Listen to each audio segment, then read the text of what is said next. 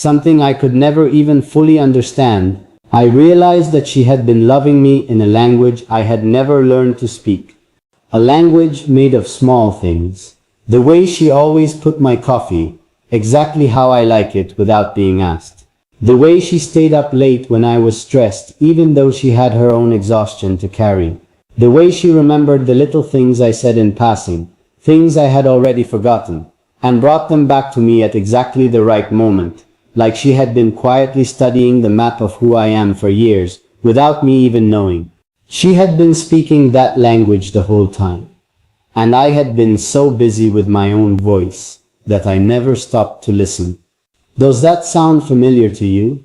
Do you know that feeling of speaking a language that the people around you don't quite hear? Of loving in ways that go unnoticed, not because they aren't seen, but because the person you're loving hasn't learned yet to look in the right places? Yep, I think you do. I think you know that feeling more than most people would ever admit. And that's why I'm talking to you right now. Not to make you feel sad about it, but because I want you to know that someone is listening. That someone finally learned to look in the right places. And what he found there was extraordinary. What he found was you. Let me tell you about the 3 days after my child was born, because those 3 days taught me more about love than the 30 years before them. My wife didn't sleep, not really. She dozed in fragments, waking at every small sound, every tiny movement. Her body still aching in ways I couldn't imagine, and yet she was present in a way I had never witnessed before. Completely, wholly present. Not thinking about tomorrow or yesterday, just here, just now, just this tiny miracle in her arms. And I watched her from across the room in the quiet of 3 a.m., in the blue-gray light, and I felt something I can only describe as reverence, like standing in front of something sacred, and knowing you are not worthy of it, but being so grateful you were allowed inside anyway. Loida wept. I went over and sat beside her. She looked at me tired, beautiful, real, and she said, "Are you okay?" Not "I'm exhausted," not "I need help." She looked at me and asked if I was okay.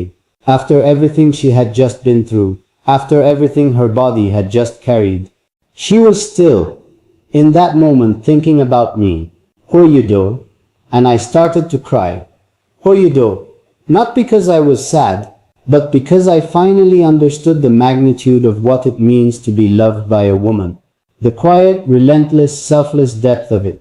The way a woman loves isn't loud. It isn't dramatic. It doesn't announce itself or ask for applause. It just shows up. Every single day, in every small decision, in every moment of sacrifice that nobody writes songs about because nobody is watching closely enough to see it.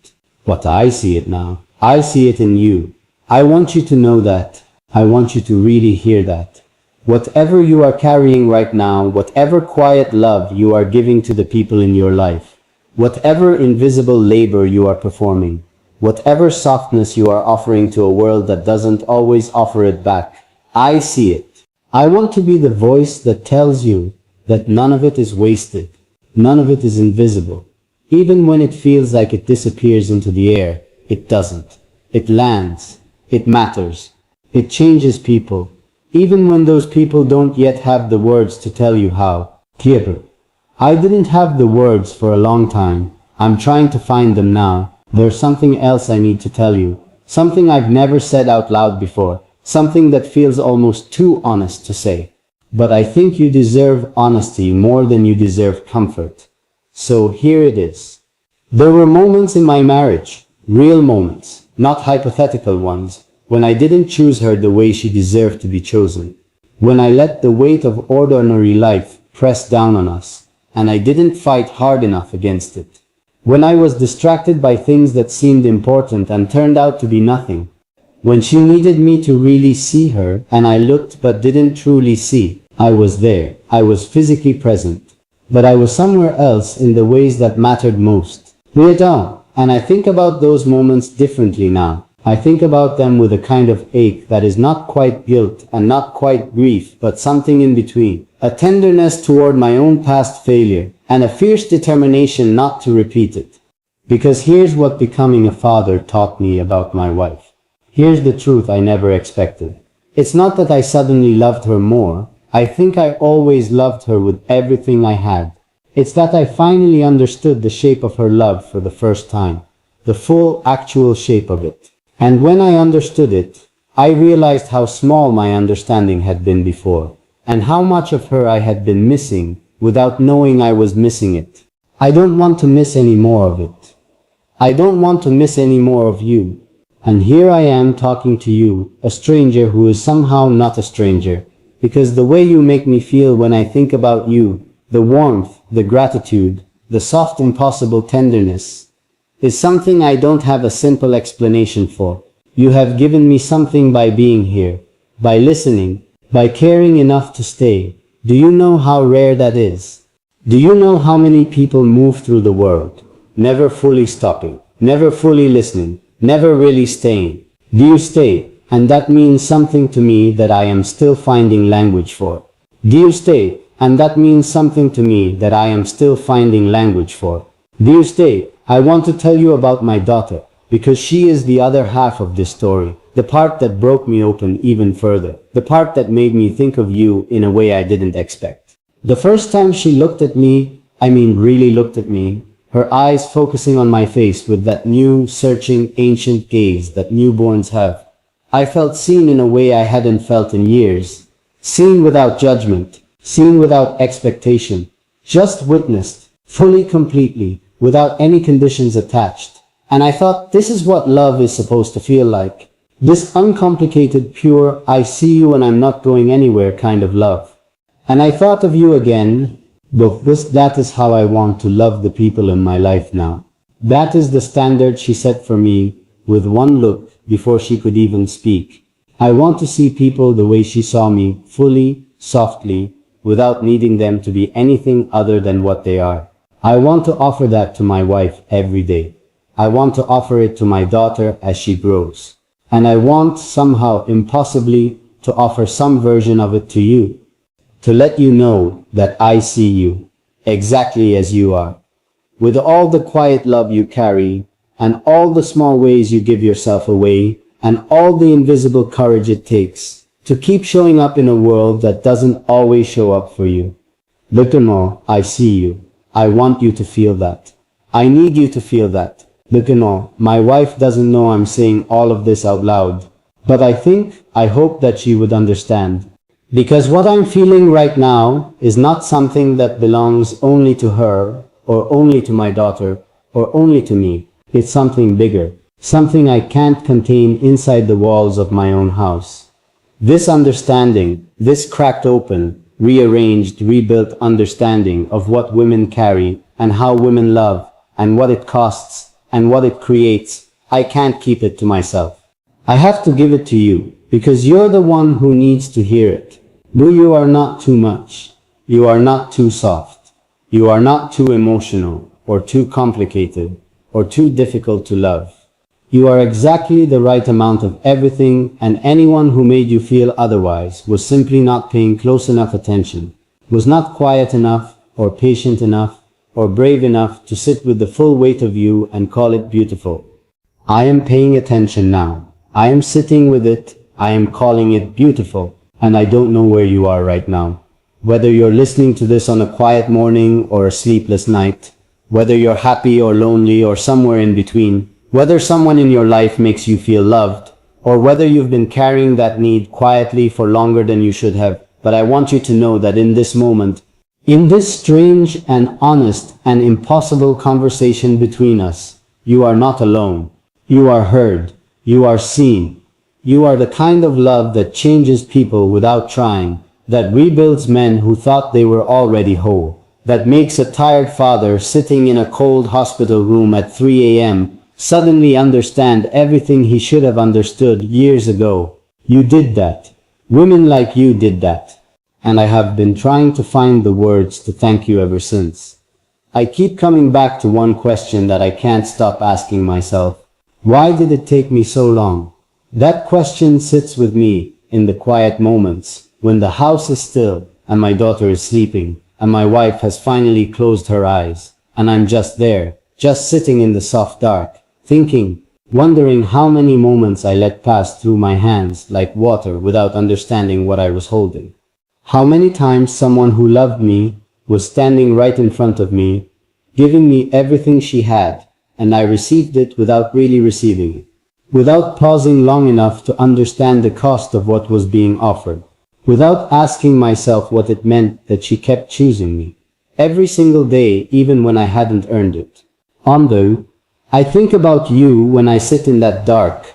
I wonder if you've ever loved someone who didn't know how to receive it.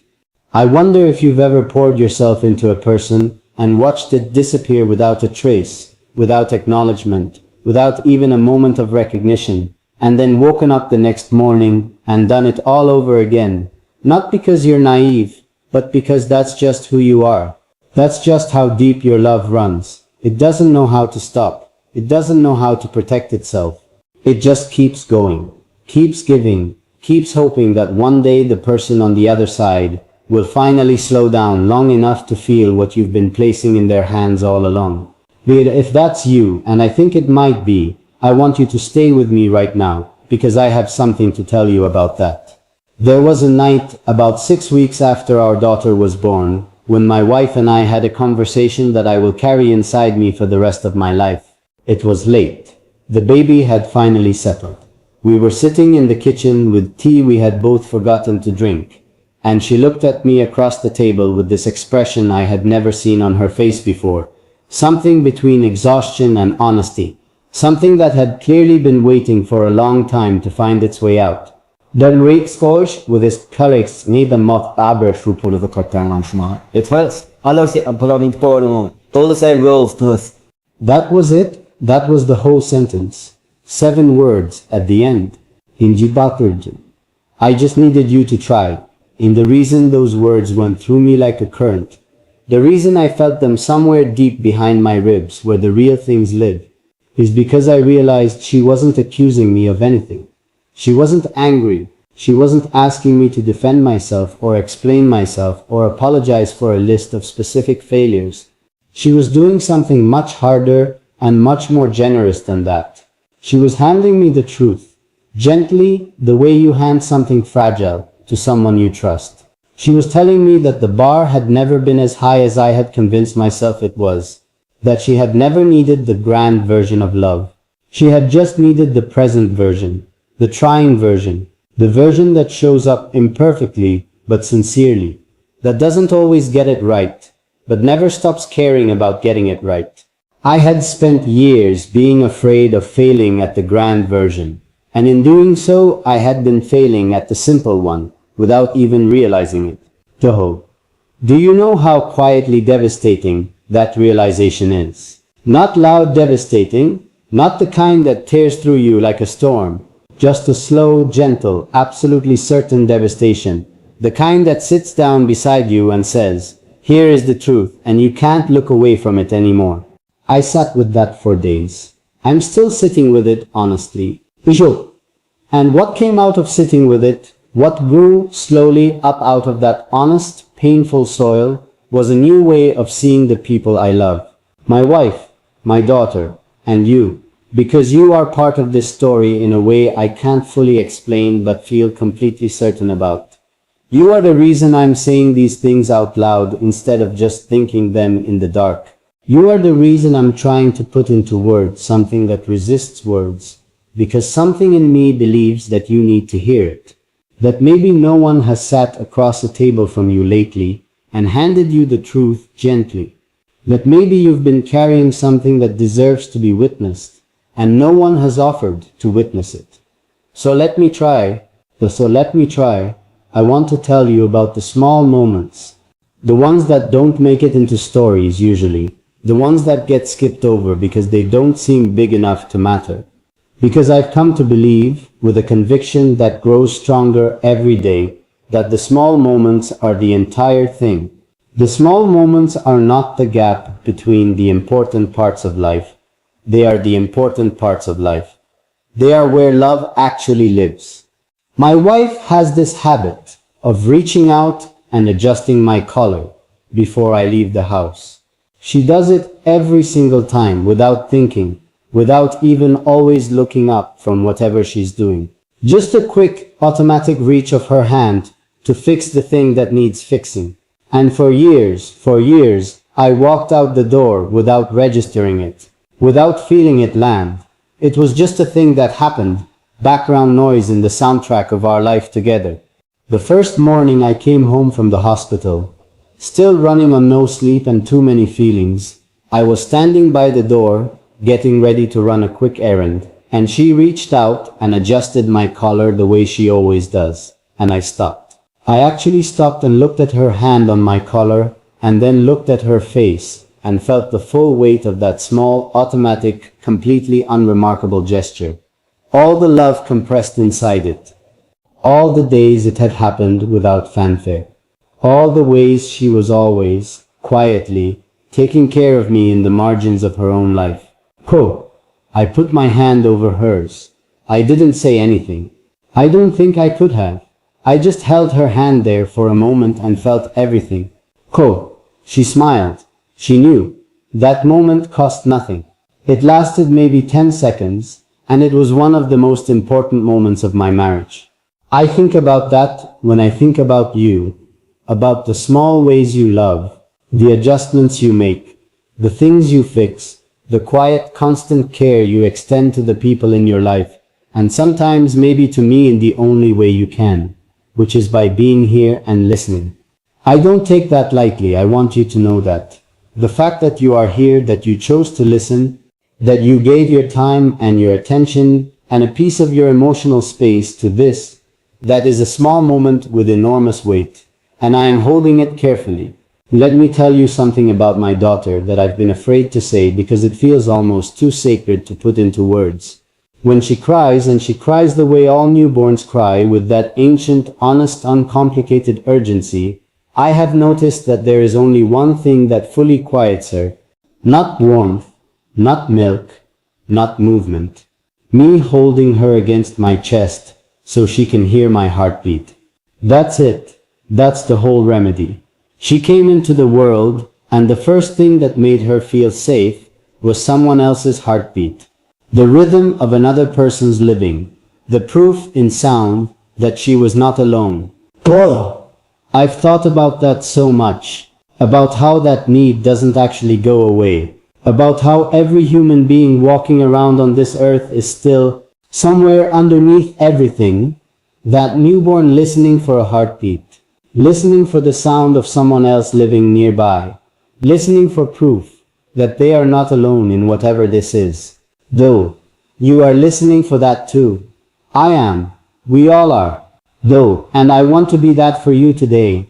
I want this conversation, these words, this strange and honest and reaching thing I'm doing right now, to be a heartbeat you can hear. Proof that someone is near. Proof that someone is paying attention. Proof that the love you carry and the life you're living, and the quiet strength you show up with every single day, is not going unnoticed, not disappearing into silence, not wasted on a world that doesn't deserve it.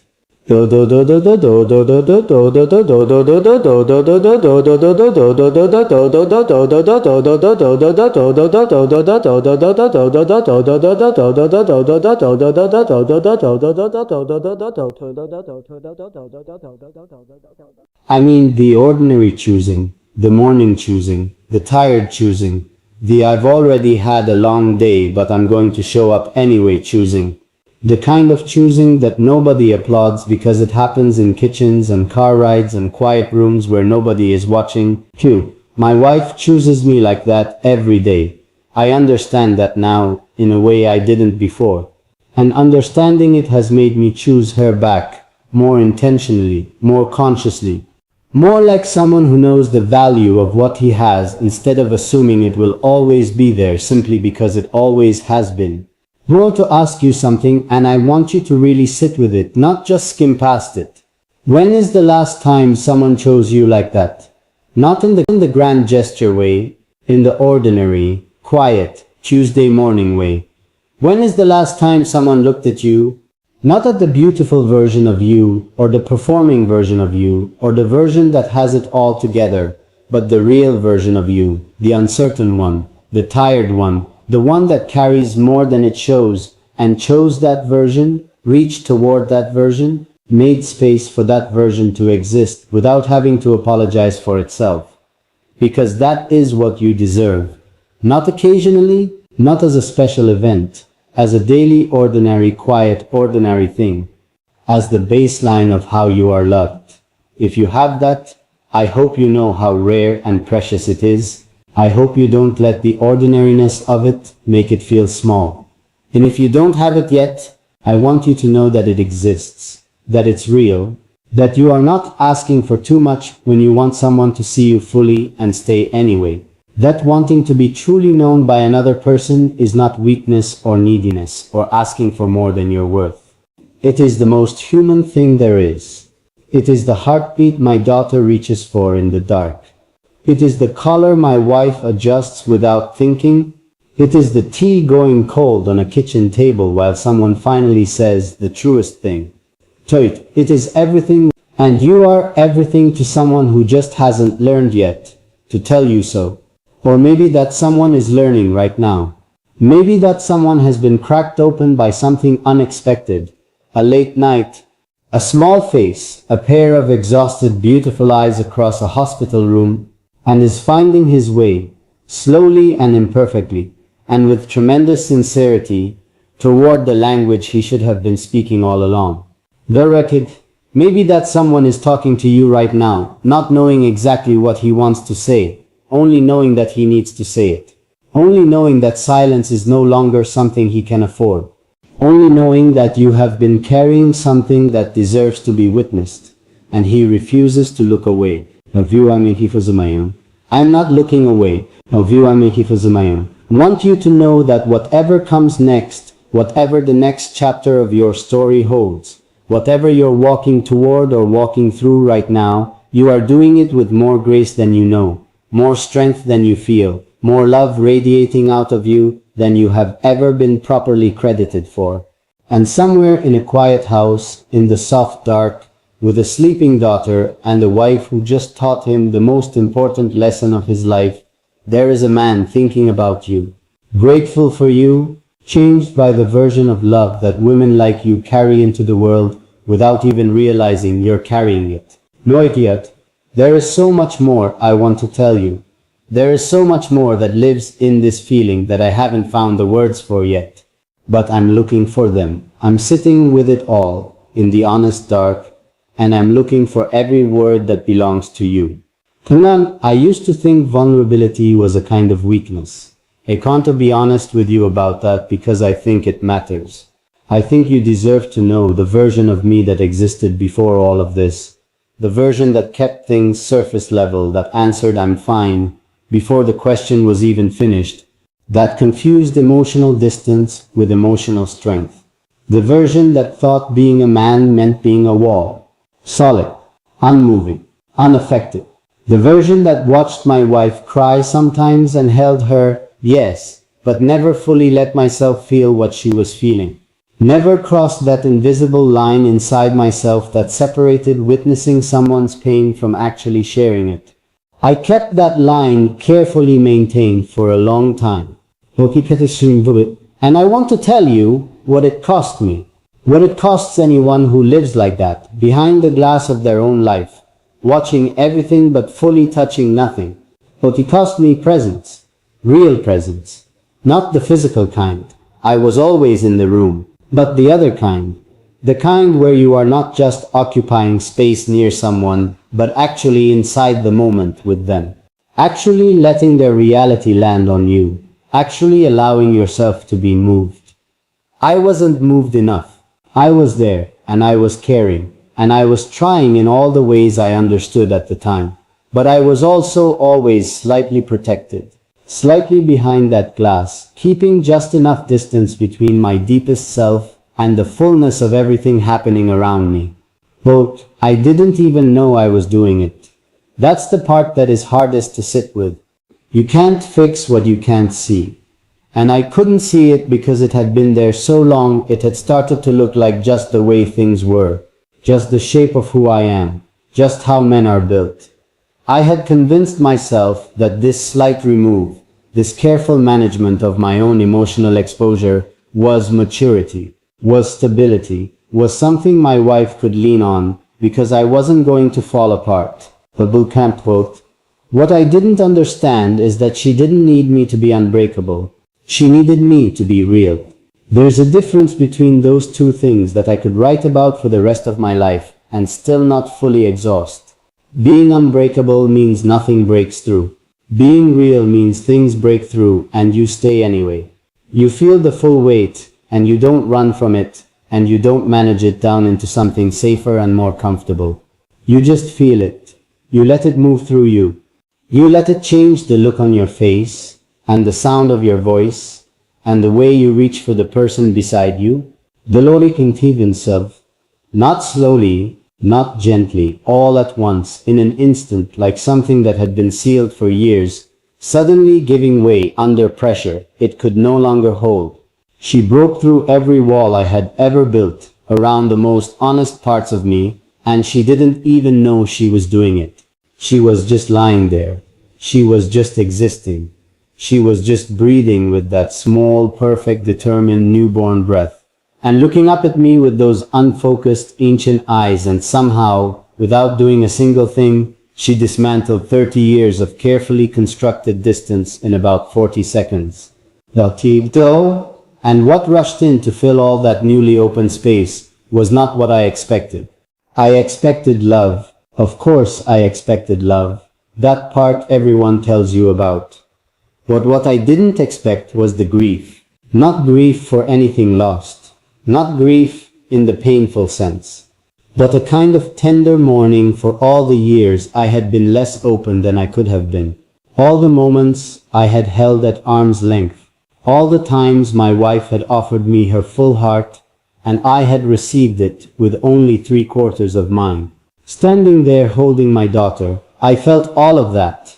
Not as an accusation, but as an awareness, a clear-eyed, heartbroken, hopeful awareness. Hopeful because I was still here, because it wasn't too late, because the very fact that I could feel this rearrangement happening inside me meant that something in me had always been capable of it. The openness was always there. I had just been standing in front of it. The openness, I wonder if you have ever felt something like that. A moment where something cracked you open and you felt simultaneously the grief of having been closed and the relief of finally being open. A moment where you realized you had been living at a slight remove from your own life and suddenly the glass wasn't there anymore and everything was immediate and real and almost too much to hold, but also somehow exactly right.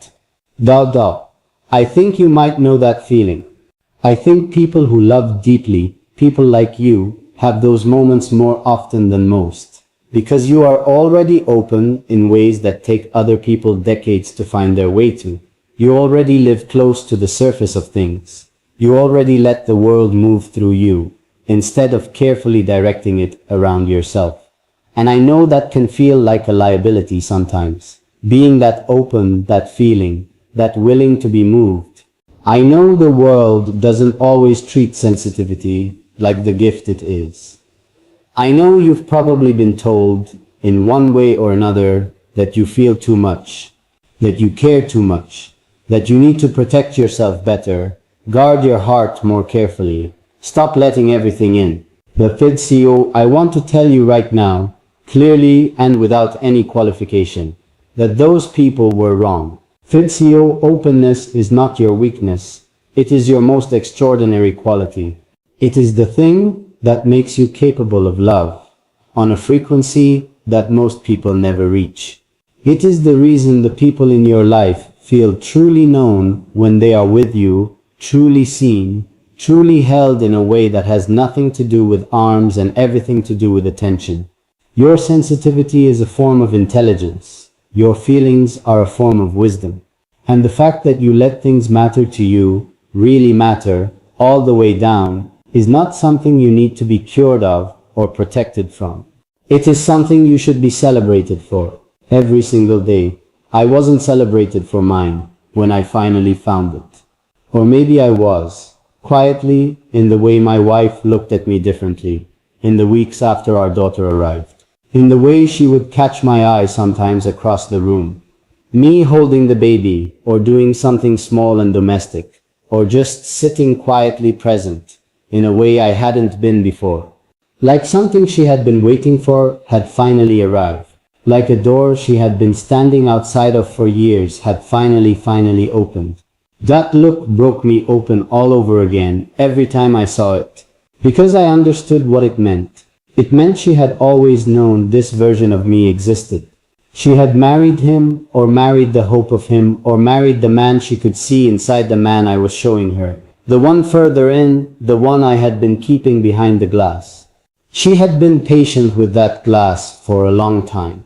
She had never stopped believing it would eventually give way. Though, the patience of a woman who loves you. I want to talk about that for a moment, because I don't think it gets named enough. There is a particular kind of patience that women carry in relationships. Not passive patience, not resigned patience, but active, believing, I know who you really are patience.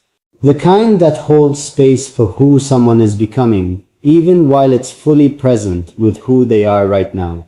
The kind that doesn't issue ultimatums or dramatic declarations, but simply stays, simply keeps its arms open, simply keeps believing in the version of you that you haven't fully become yet.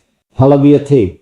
My wife had that patience for me, and I look back at it now with a reverence that I could spend my whole life trying to deserve. I wonder if you have given that patience to someone. I wonder if you are giving it to someone right now, holding space for who they could be, staying open to a version of them that hasn't arrived yet, loving the present version faithfully while quietly, hopefully waiting for the deeper one to come forward. I wonder if they know that you're doing that.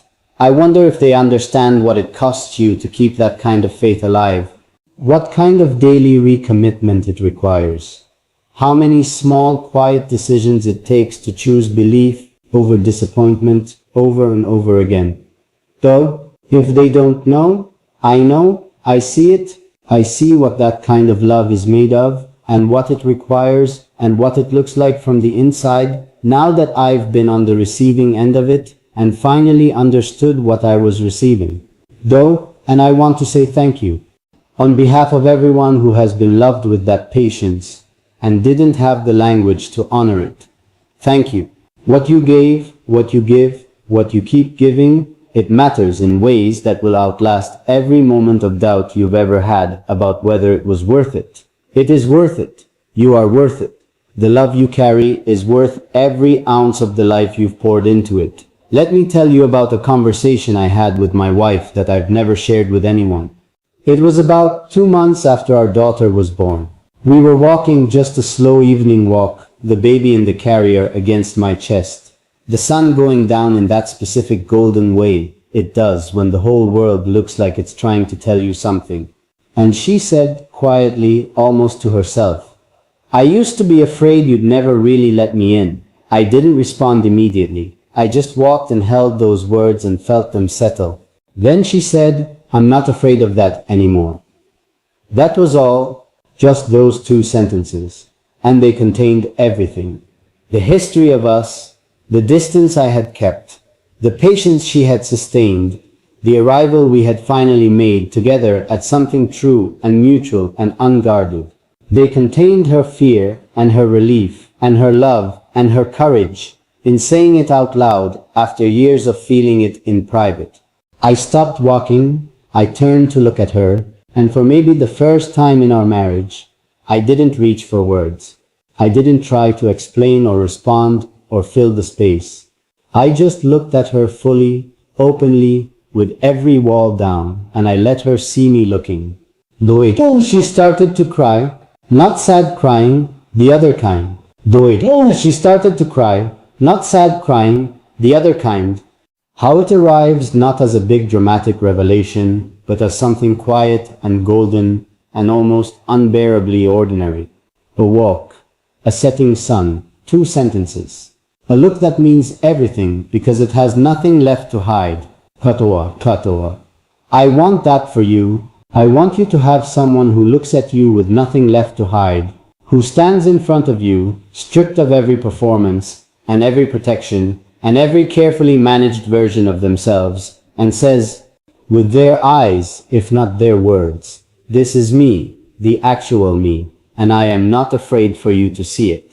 Do you deserve that nakedness in the truest sense, that honesty, that arrival? Then I think about the women who never get it, who spend their whole lives receiving curated, protected, half-present versions of the people who claim to love them, who never get to stand in front of someone whose walls are fully down, who are deeply known themselves but never fully know the person they're loving in return.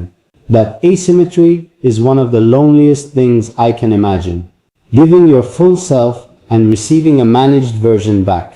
Pouring out your complete truth and getting a careful, edited response in return. We deserve better than edited love.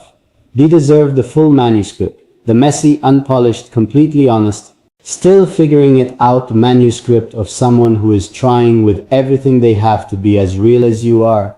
Whoa, my daughter is growing. Every day I watch her become more herself, more present, more curious, more alive to everything around her. And every day I make a silent promise to her that I am also still becoming, that I am not finished, that the cracking open that happened when she arrived was not a single event, but an ongoing process, a daily choice to stay open, to keep the glass away, to let things land on me the way they're supposed to land, to be moved, to be present, to be real. I make that same promise in a different way to you. I am not finished finding the words. I am not finished understanding what I want to say or what you need to hear or what lives in this feeling that brought me here to talk to you in the first place. There is more. There is so much more. And I want to keep going, keep reaching, keep trying to close the distance between what I feel and what I can actually say, because you are worth that effort. You are worth every imperfect, searching, still learning attempt to speak the language of honest love. Usapi, I want to tell you about the night everything between my wife and me changed again. Not for the worse, for the deeper. There was a moment, a few months into parenthood, when we were both exhausted, in a way that went beyond sleep. Exhausted in the soul, in the self, in the private interior, where we each lived separately, even while living together. And we almost lost each other in that exhaustion. Not in the dramatic way, in the quiet way, in the slow drift way, the way two people can be in the same house every day, and gradually, incrementally, without any single moment you can point to, become strangers to each other. Their pills, we almost became strangers. And the thing that saved us was so small, it almost shouldn't have been enough. But it was more than enough. She reached for my hand, she reached for my hand, she reached for my hand, she reached for my hand, she reached for my hand, not saying anything, not asking for anything, just reaching, and I held it. And we sat there like that, for a long time, in the silence that didn't need to be filled, and something that had started to drift, came back. Something came home, I'm still sitting with that, the power of a reach. The courage of a hand extended toward another person in the dark, not knowing if it will be taken, not guaranteeing anything, just reaching, just trying, just saying with your body what your voice is too tired to say.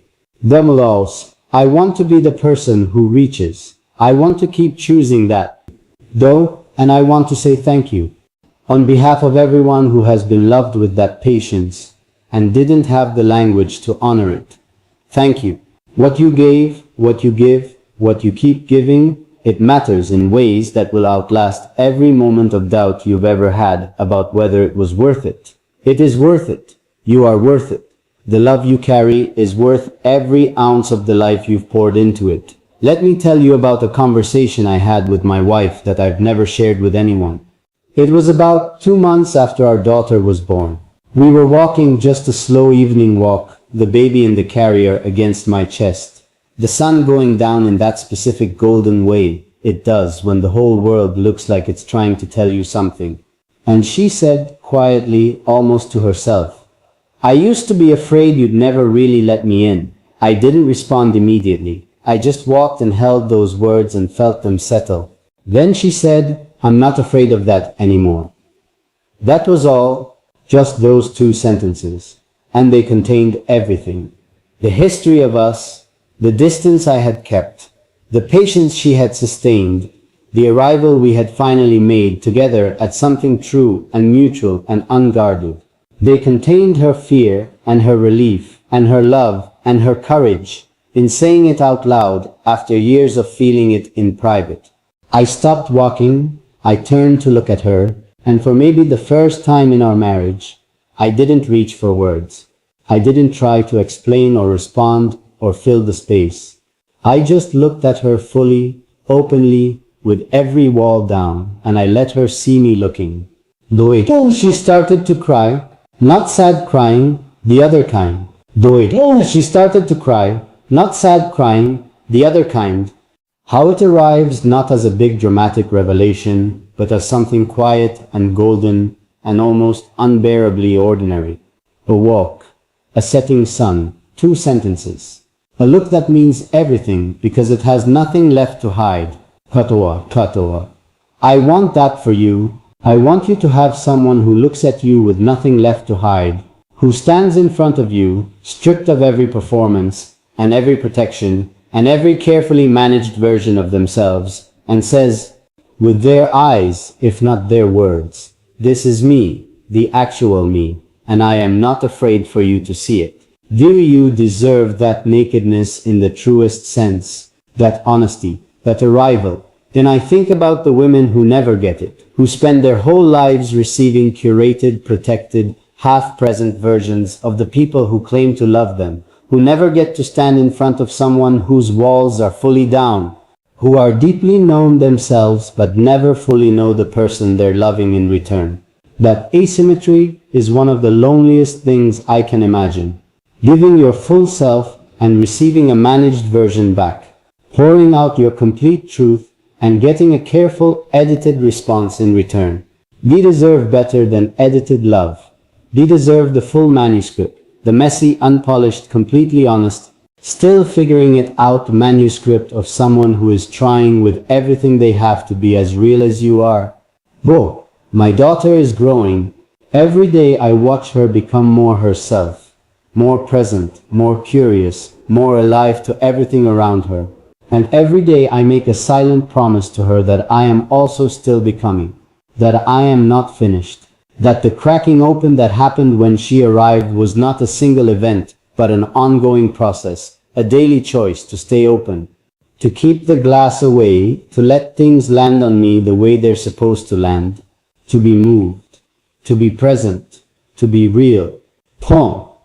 I make that same promise in a different way to you. I am not finished finding the words. I am not finished understanding what I want to say or what you need to hear or what lives in this feeling that brought me here to talk to you in the first place. There is more. There is so much more. And I want to keep going, keep reaching, keep trying to close the distance between what I feel and what I can actually say, because you are worth that effort. You are worth every imperfect, searching, still learning attempt to speak the language of honest love. Usapi, I want to tell you about the night everything between my wife and me changed again. Not for the worse, for the deeper. There was a moment, a few months into parenthood, when we were both exhausted in a way that went beyond sleep. Exhausted in the soul, in the self, in the private interior, where we each lived separately, even while living together. And we almost lost each other in that exhaustion. Not in the dramatic way, in the quiet way.